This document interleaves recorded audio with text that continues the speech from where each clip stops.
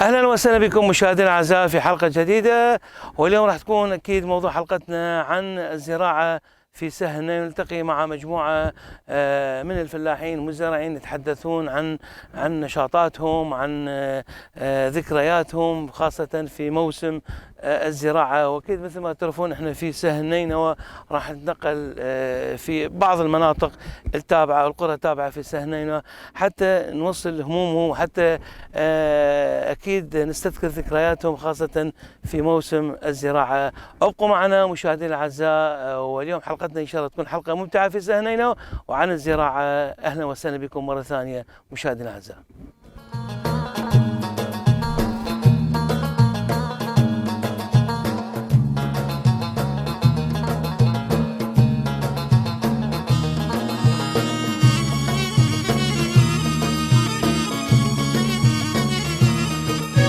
مشاهدينا الاعزاء، مستمر وياكم من خلال برنامجكم. مثل ما تعرفون احنا اليوم حلقتنا عن الزراعه، كيفيه الزراعه في سهل نينوى. اكيد هناك مناطق عديده وقرى عديده في سهل نينوى نلتقي وياهم، وايضا راح نتعرف على كيفيه الزراعه وموسم الزراعه من خلال برنامجكم. تعالوا نلتقي مع احد شخصيات وجهاء منطقه في سهل نينوى، وهو مختار المنطقه مختار الطهراوه، الاستاذ العزيز القدير الحاج سعيد مالو. اهلا وسهلا بك حاج. اهلا وسهلا بك حجي. احنا اليوم زيارتنا لكم يعني من بغداد، نريد نتعرف على الزراعه، حتى الناس وحتى المشاهد كل محافظاتنا العراقيه حتى العالم يعرف كيفيه الزراعه في سهل نينوى. اهلا وسهلا بكم بالقناه العراقيه.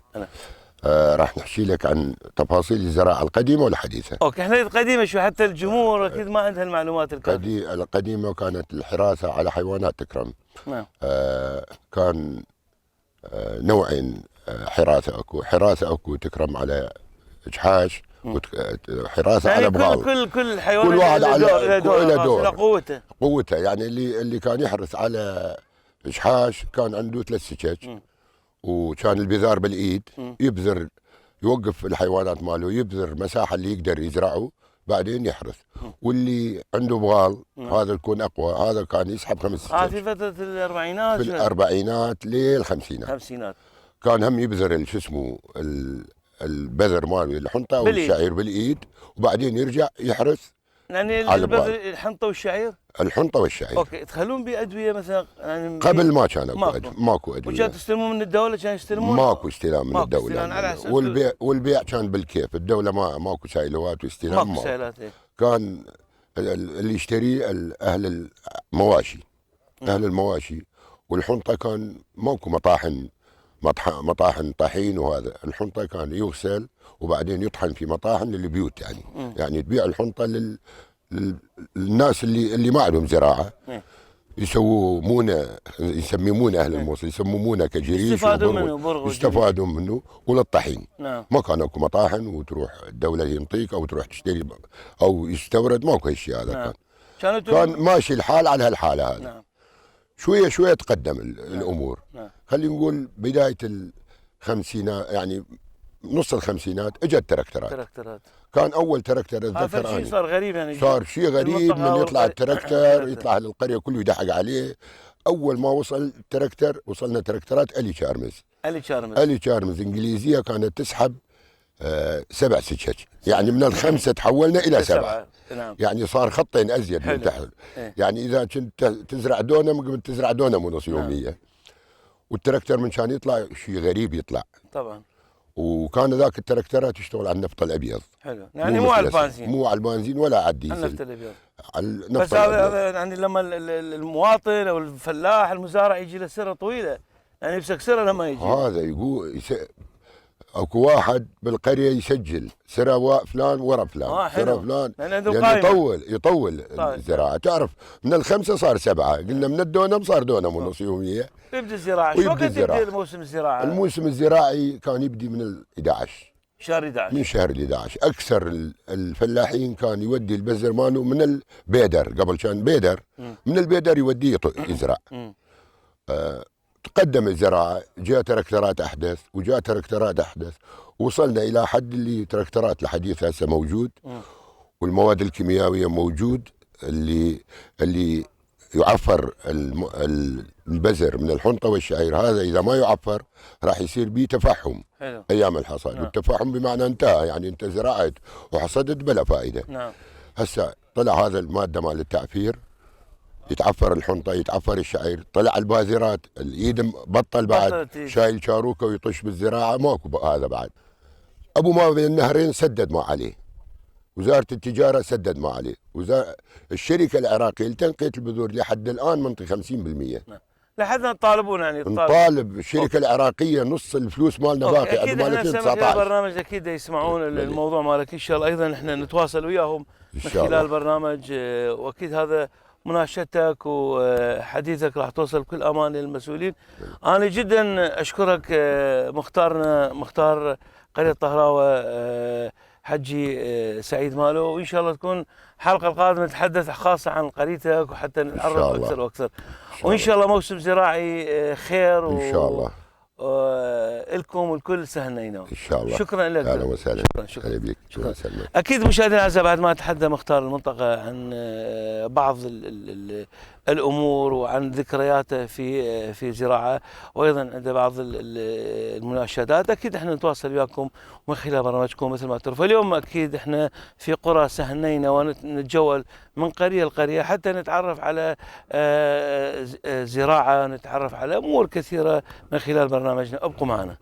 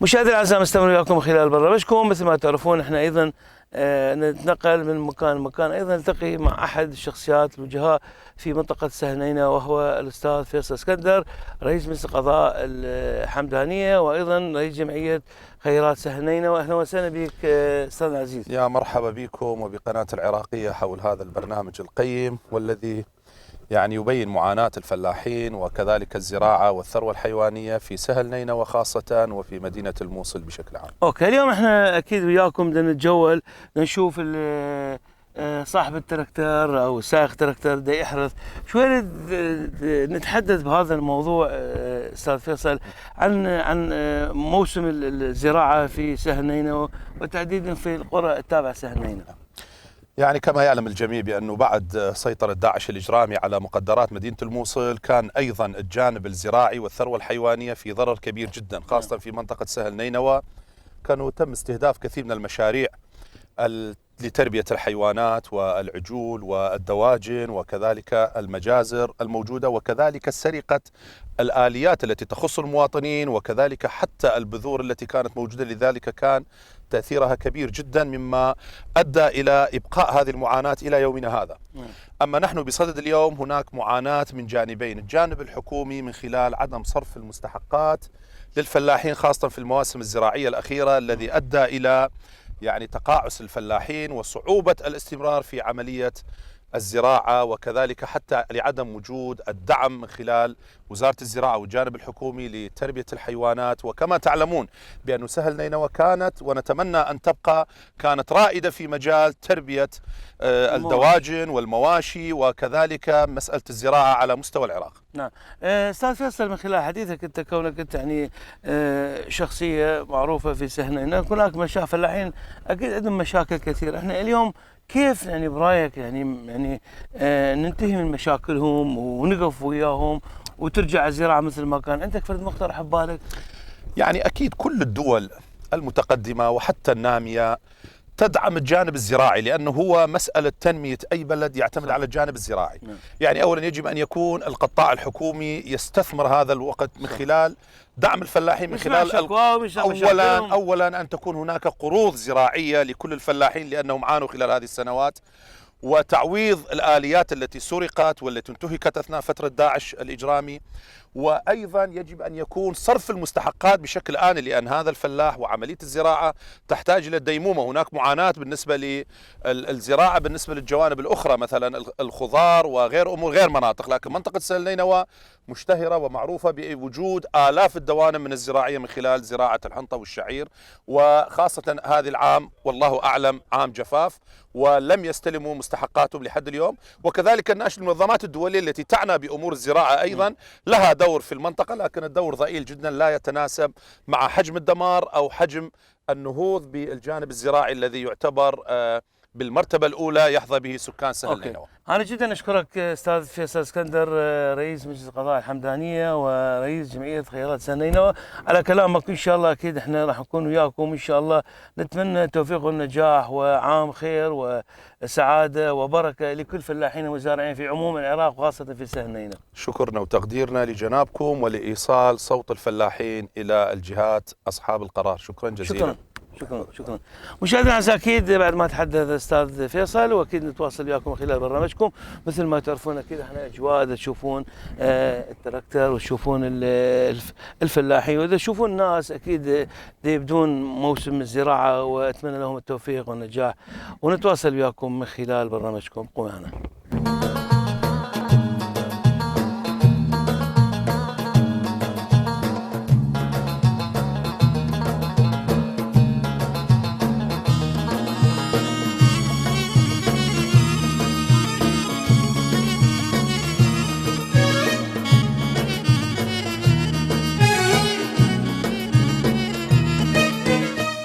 ايضا تعال نلتقي مع مختار قريه مناره الشبك، الحاج احمد جاسم، مختار قريه مناره. اهلا وسهلا بك. اهلا وسهلا. احنا اليوم حديثنا عن الزراعه. خلينا بدايه نتحدث عن القريه باختصار، قريه مناره. ليش سموا مناره وشنو التراث الموجود، تاريخ مناره؟ بدايه بسم الله الرحمن الرحيم، نشكر القناه العراقيه. بداية تحدثت عن قرية منارة الشبك، هي من أحد القرى المعروفة في سهل نينوى. نعم. قرية قديمة وتاريخيا هي عايشة على الثروة الحيوانية، المواشي والزراعة. نعم. يعني بها أيضا تراث أو مزارات. نعم. أو مثلا موجود التراث، موجود البيوت القديمة موجودة لحد هذا اليوم، موجود في مناطقنا في قرية منارة. يعني بعد بقى التراث لحد هذا الدقيقة موجود. البيوت القديمة موجودة عندنا لحد الدقيقة. والناس بعدهم على التراث القديم، عن موجود عادات وتقاليد القديمة موجودة لحد هذا اليوم، بس مو مثل يعني من 2003 سقوط الطاغية. نعم. تغيرت الأمور كثير. نعم. يعني صار عندنا دعم قبل. نعم. خلي خلص. انت موجود تليفونك دائما انت بأي لقاء. ولا انطي له عمود. من 2003 احكي. 3 2 1 جو. من 2003 لحد هذا اليوم دعم الحكومة العراقية كانت دعم لا ما يعني ممكن كان دعم 2003 كان دعم، قبل 2003 كان دعم موجود من الزراعة من تربة المواشي، كان موجود كلام مثل الزراعة. اليوم الزراعة احنا اليوم كان عندنا الزراعة قبل 2003 وزارة الزراعة بالذات كان دعم كامل الفلاح. نعم. اليوم ماكو اي دعم من 2003 لحد هالدقيقه، ماكو اي دعم نهائيا. نعم. نبدا يعني نقول مثل تفضلت اليوم الزراعه عندنا فلاح. اوكي، انا ليش اريد منك حكي، احنا اليوم نتحدث عن الزراعه، مو بس نحكي عن حتى الناس المشاهد والمواطن كل محافظات نحو خارج العراق يعرفون موسم الزراعه في قرى في سهل نينوى. مو بس خاص يعني الزراعه تبدا من شهر 11 او نهايه شهر 11 يبدا الحصاد الشهر السادس، هذا يكون. بس اليوم احنا عندنا اليوم الامطار، جفت الامطار اليوم في مناطق نقول شبه المناطق الشماليه. احنا قبل 2003 احكي لك اياه كان موجود مشروع ري الجزيره. وهذا الموضوع هذا الموضوع ري الجزيره ما طبق لحد هالدقيقه. نعم. احنا نطالب من دوله رئيس الوزراء، من وزير الزراعه، من وزير الصناعه اعاده هذا المشروع.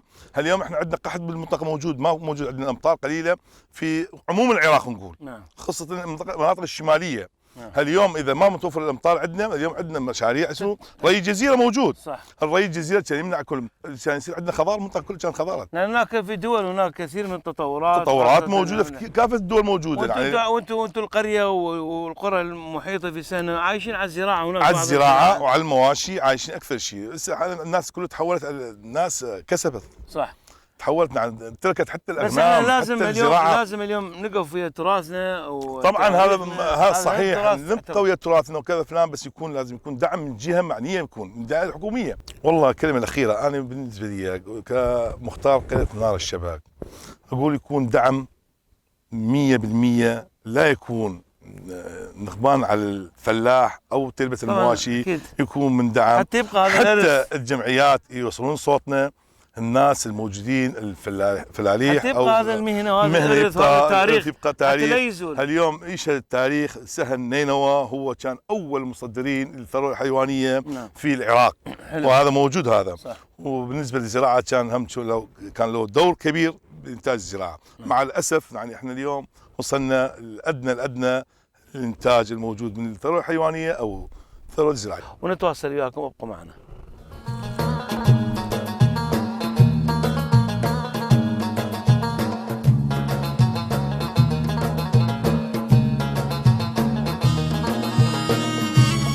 التقي مع سائق التراكتور علي الجرجري. اهلا وسهلا بك علي. اهلا وسهلا استاذ بك. علي احنا اليوم صاعدين هذا اهلا وسهلا بك مرات. احنا نقول لك اليوم سعداء بهذا اللقاء وياك. خلينا نتحدث عن عملك. بسم الله الرحمن الرحيم، وعلى بركه الله. نحن في كل عام من بدايه الشهر 11 نبدا بالحرث والبذره. نعم. في كل عام. نعم. وفي هذه السنوات الاخيره يعني نلاحظ الفلاحين بعد ما يقدرون يزرعون القاع. نعم. ليش؟ قاع بينطي القاع ماله بايجار الفلاح. يعني الفلاح صاحب الارض ينطي الفلاح. بعد ما يقدر يزرع. نعم. لان هسه يقول لك ماكو مطر وهذا اخسر، هيك قصدك؟ ماكو مطر، وكذلك يعني مثلا الحكومه ما يدعم بعد الفلاح. هسه مثلا طن السماد الذهب بالسوق المحلي طن 200,250,000 دينار عراقي. نعم. وكذلك يعني الشعير. نعم. طن 550. يعني زاد الاسعار بعد الفلاح ما يقدر يزرع. صح. ينطي صاحب المصدر الاكثر. نعم. بعد ما يقدر يزرع. بس ما نشوف هذا غلط. غلط. اليوم انت هذا ارضك وانت تعطيه يعني تاجرها، وانت مثل لك هذا ارضك ولك ذكريات به، وهذا الرزق عليه. صحيح. بعد ما يقدر يزرع. يعني قبل كانت الحكومه تدعم الفلاح. انت بخلال الحكومه ماكو دعم الفلاح. ماكو ابد. ماكو. يعني هسه مثل مستحقات الماليه، انا كفلاح ايضا لم احصل على مستحقات الماليه من مستحقات سنه 2020. نعم. سنه و6 اشهر فقط حاصل على 50% من مستحقات الماليه. اوكي. انت اليوم خلي احكينا هذا التراكتور مو يسموه؟ نعم. تراكتور. نعم. شو يسموه التراكتور؟ تراكتور نحرث به. لا، شو يسموها النوعيه؟ نوعيه هذا فالفو موديل 1982. اكو اقدم منه عندكم؟ اقدم. اكو اقدم بس احنا ما عندنا. شنو نوعيات التراكتور حتى ايضا المشاهد يعرف؟ الفالفو والفورغسن والجوندير. نعم. والنيو هولاند والفيات والعنتر. ما شاء الله. والقديم كان اكو فورت ميجر.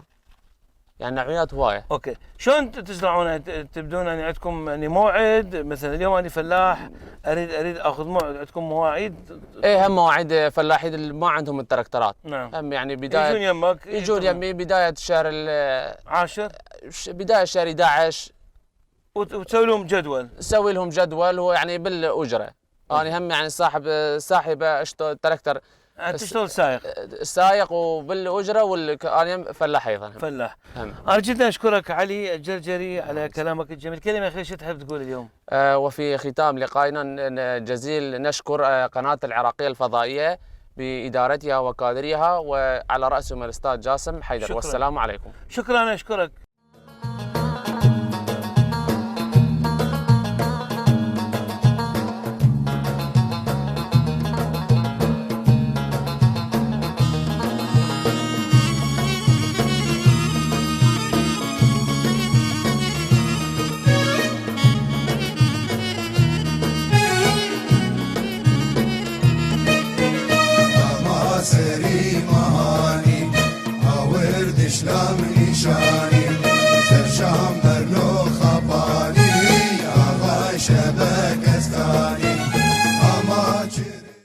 مشاهدينا الاعزاء، اكيد من خلال التلفزيون ايضا نلتقي مع احد الفلاحين في منطقه في سهل نينوى. تعال نلتقي مع الاخ عماد عون. نعم. شلونك استاذ عماد؟ اهلا ومرحبا استاذ. اهلا وسهلا بك. احنا اليوم خلال جولتنا لكم خلينا شوي نحكي عن المنطقه، عن الزراعه، عن موسم الزراعه، كيف تبدي كيف تنتهي وشلون تكون موسم الزراعه.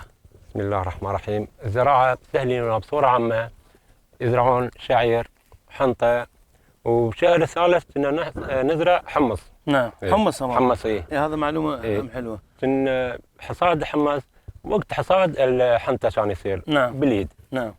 ايه.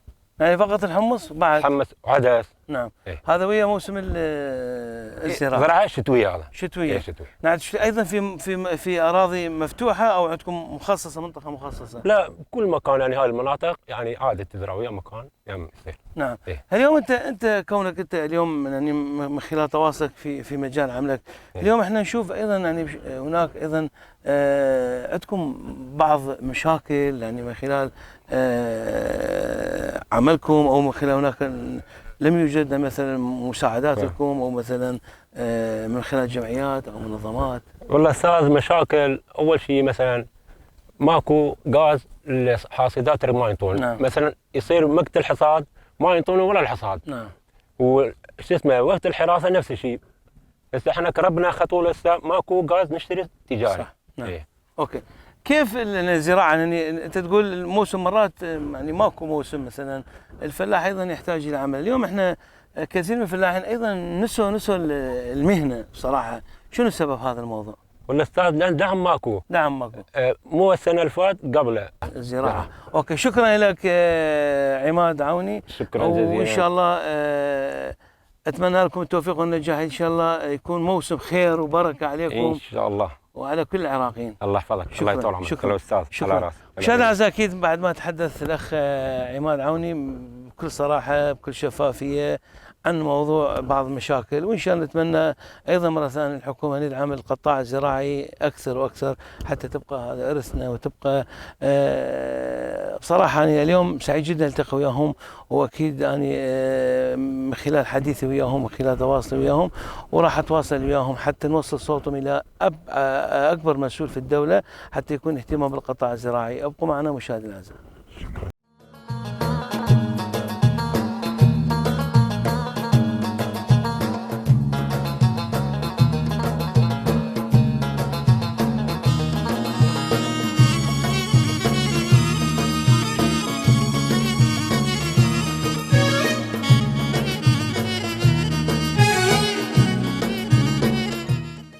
مشاهدينا الاعزاء، اكيد يعني بعد ما تجولنا اكيد راد لنا محطه استراحه، واكيد يعني في ضيافه مع اهلنا وناسنا في سهل نينوى. التقي ايضا مع الفلاح شكر محمود صالح، راح يتحدث لنا بذكريات الحلوه خاصه في موسم الزراعه. اهلا وسهلا بك. اهلا وسهلا. شوي تحكي عن ذكرياتك ايام زمان، كيف كان؟ ايام زمان كان طيبه وذكريات جيده، كان اكو دعم للفلاحين. حاليا ماكو اي دعم لاي فلاح. اوكي، لا احكينا شوي هسه الزراعه شلون كانت تطلعون الصبح؟ كان الزراعه شو وقت تطلعوا من الصبح الظهر؟ نعم، من الصبح نطلع ونكرز. وايضا هناك تتغدون هناك يعني نعم، نتغدى بالارض شنو كان غداكم؟ غدانا كان تمن. نعم والله نعم. ايه يعني لا حتى المشاهدين شباب يعرفون بأن كان في فترة الستينات أو السبعينات أو حتى الثمانينات كيف كان الحياة خاصة في موسم الزراعة. من تطلعون الصبح الساعة 10 تطلعون الساعة 6 الصبح 5 الصبح شو وقت؟ نطلع بالستة الصبح وتتهيئون. حياة طبيعية جدا. وإذا كان الزراعة بالإيد يمكن نعم كان بالإيد، وأول مرة نضربها السكة وبعدين بالإيد يطشون. يجي التراكتر التراكتر يجي مرتله بيحرث. ايش قد تطولون به؟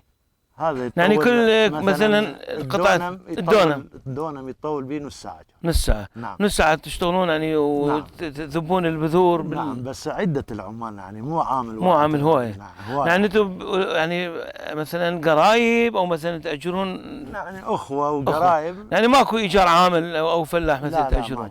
كان ماكو ايجار. نعم. اليوم الموسم تغيرت، يعني هسه اليوم انتم عندكم هواي هموم ومشاكل. نعم عندنا هموم يعني اولا يعني جمعيات منظمات فلاحيه يزوروكم يلتقون وياكم؟ والله ما يزورونا وماكو دعم من اي فلاح حاليا، يعني شغله تعبانه كلها. واذا ماكو دعم راح تتوقف الفلاحه وراح نعم. توقف الزراعه، وهذا نعم. اكيد هذا ارث وقديم، يعني نعم. حرامات تروح من عندنا. نعم. شو تحب تقول اليوم من خلال البرنامج؟ والله احب اقول ان شاء الله إن شاء تدعمونا دعم ان شاء الله. للمزارعين شكرا والفلاحين. شكرا شكرا لك، رحم الله شكرا والديك. شكرا.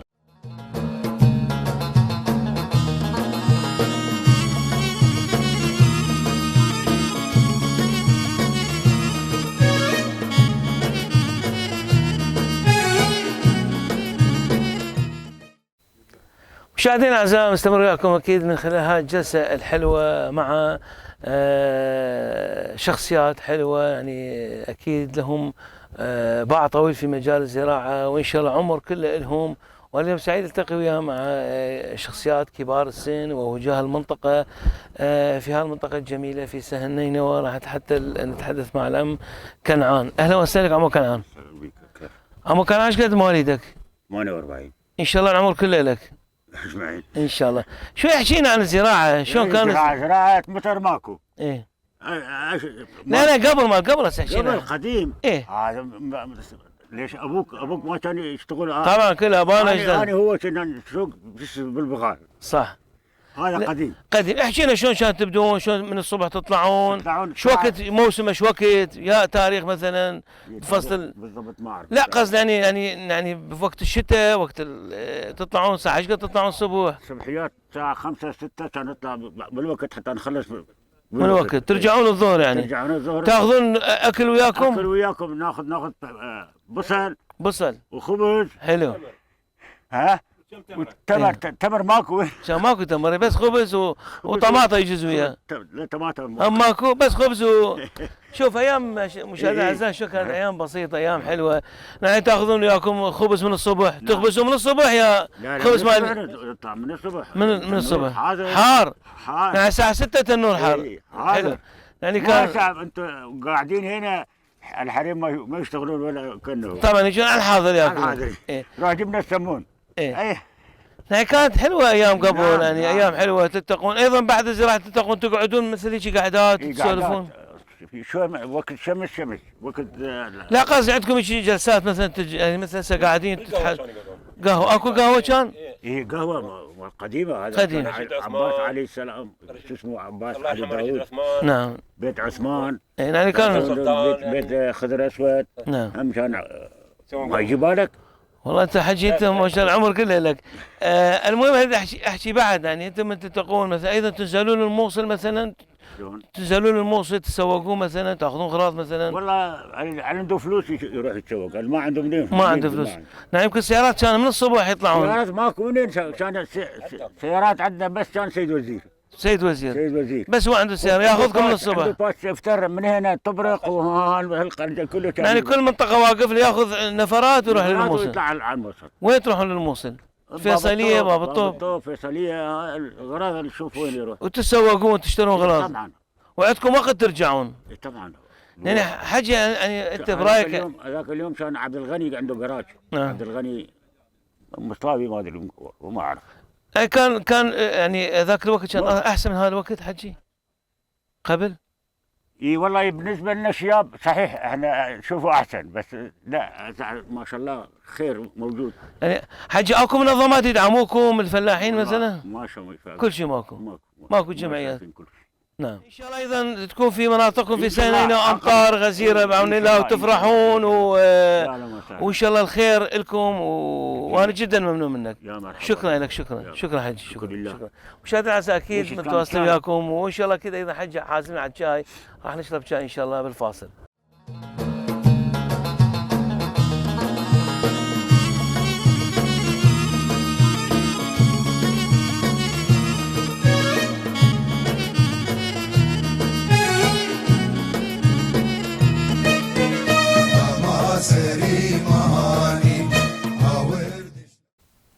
مشاهدينا الاعزاء اكيد مثل ما تعرفون اكيد نتحدث مع بعض رجال كبار السن في هاي المنطقة في سهنينة وهم جالسين، وأكيد قبل فاصل كنا نتحدث عن ذكرياتهم الحلوة. نلتقي مع العم الحاج حيدر خضر أسود، وهو من الشخصيات المرموقة في سهنينة وبالتحديد في قرية منارة. أهلا وسهلا بك حاج خضر. ممنون. احنا اليوم شوي حكينا عن ذكريات أيام زمان وكنت شباب، كيف كان الحياة؟ كيف كانت والله قديم الحياة كان واحد عندنا بغار وشو اسمه يجي يروح يبدأ يخرس القاع. يعني بالزراعة. بالزراعة. لا كيف كان حياتكم؟ تنزلون وين تروحون؟ كيف كان العادات؟ الزواج؟ والله كان عاداتنا نروح على السوق خلينا نقول بلدية. البلدية. نتسوق وهذا نجيب لنا كم تمرة وما أعرف إيش. شو وقت تطلعون الصبح؟ والله من الصبح نطلع ساعة 8 هيك. 8؟ إيه. نعم. تطلعون الصبح حتى تروحون الموصل؟ حتى نروح نتسوق باب الطوف وباب السراي. قبل ماكو محلات بالقرى؟ ما قرى مثلا؟ لا بالقرى كل شيء ماكو، لا دكاكين لا شيء، كل شيء ماكو. كل شيء ماكو، لازم تنزلوا الموصل تسوقون. لازم نروح على الموصل. تشترون تسوقون. نتسوق بالموصل. نعم. حجي بعد التقاليد قديم موجودة، الزي الملابس موجودة بالمنطقة؟ قديم هم موجود مثل الساعة. نعم. هم قديم الزي القديم هم موجود. الزي مالكم قريب على يا زي مثلا يعني؟ الزي هم مثل الساعة هيك. عربي بدشداشة وشاكيت. شلون علاقتكم ويا اخوان اليزيدية والمسيحيين؟ والله علاقتنا جيد وياهم. نعم. علاقتنا جيد وياهم وزينين. نعم. هسه انتم قريبين على الاخوان المسيحيين. قريتكم قريبة. ايه بلا قراقوش وبرطلة كرمليس، هذول عن جماعتنا، هذول جيراننا. جيران اكيد، يعني لا سمح الله مثلا اذا عزاء وفاة الى زواج هم تلتقون وياهم؟ إيه طبعا يجون يروحون عندنا ونروح عندهم. نعم. تمام. يصير عندهم وفاة، يصير عندهم زواج شيء. شلون قبل كان الزواج يعني بالتقاليد الزواج خاصة في مناطقكم يعني؟ والله قديم الزواج ما حد يشوف العروسة مو؟ قديم يستحون يروحون يشوفون العروس، يشوفونه عيب. عيب صح. ما يصير. ايه. يعني يبقى على مثلا ام العريس او ام العروسه يلتقون. والله يظل على المروه. على المروه. والله هو حظه. يعني هو اكثر المرات يعني يجيبها ما شايفها ابد. صح. شلون يبقى الزواج مالكم؟ يعني يبقوا طبل زرنا كم يوم يبقى؟ قبل كان يكون طبل زرنا اسبوع 6 ايام 4 ايام. نعم. يدق الطبل وهذا بس شو اسمه الرجل ما يشوف شو اسمه العروس الا يوم اللي يجيبه. صح. لا كان يعني الخطوبه ايش قد تطول مثلا؟ ايش قد تطول كم يوم مثلا؟ والله يطول نوبات اسبوع. وكبر الزواج. ايه. شنو يجيبون الغراض مال العروسه مثلا؟ ايه طبعا يجيبون والمشي كان بسيارات مشي؟ لا مشي سيارات ماكو مشي. يجيبون العروسه. يجيبون العروسه البيت العريس إيه مشي. والغراض العروس بالقونيه على كتفه. على كتفه بالقونيه. على كتفه يجيبه. بعدين طلعت الصندوق مو؟ ايه صندوق ماكو معود. صندوق ماكو. كان بالقونيه يخلي ملابسه. بالقونيه يخلي ملابسه، بعدين يوديه على مثلا بيت الزلمه يعلقهم بالشو اسمه بالغرف. بس قد ما ولدك حجي؟ 46. ان شاء الله العمر كله لك. يا رب مرحبا. ان شاء الله صحه وسلامه. نريد سلامتكم. وان شاء الله نشوفك قريب تلتقي ويا مسؤولين في الدوله حتى تتحدث هذا المواضيع اللي تحدثتها، حتى ايضا الدوله مسؤولين يلتقون الناس كبار السن مثل حضرتك يستفادون من خلال خبراتكم، من خلال كلامكم. تمام. ونتمنى لك التوفيق والنجاح. مرحبا.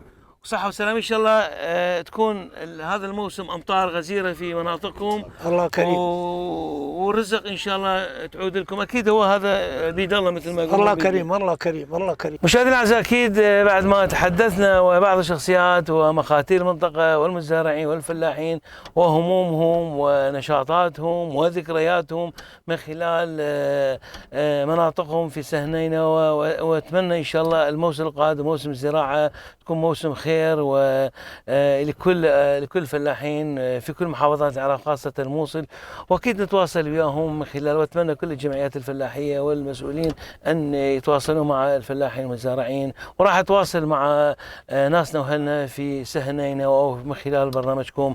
كان وياكم في الاعداد والتقديم انا جاسم حيدر، ونقول لكم في امان الله، مع السلامة.